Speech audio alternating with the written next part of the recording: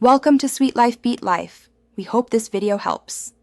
In this video, I will show how to change 2020 Hyundai Elantra daytime running lights. Open the hood and remove the plastic engine cover if needed, then locate the DRL housing behind the front bumper. Use a Phillips screwdriver to remove the retaining screws and gently pull the housing forward enough to access the bulb socket. Twist the socket counterclockwise to remove the old bulb, install the new bulb, and reverse the steps to reassemble. Start by loosening the screws and clips that hold the bumper or splash shield, then work on the side where the DRL sits.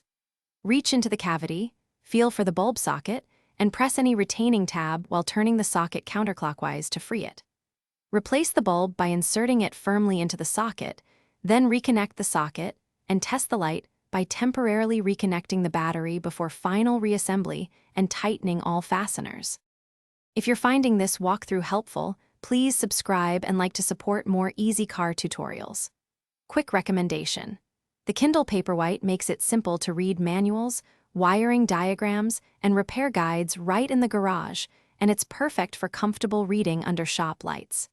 Check the description for the link and other deals so you can grab one if interested. And now let's get back to the video.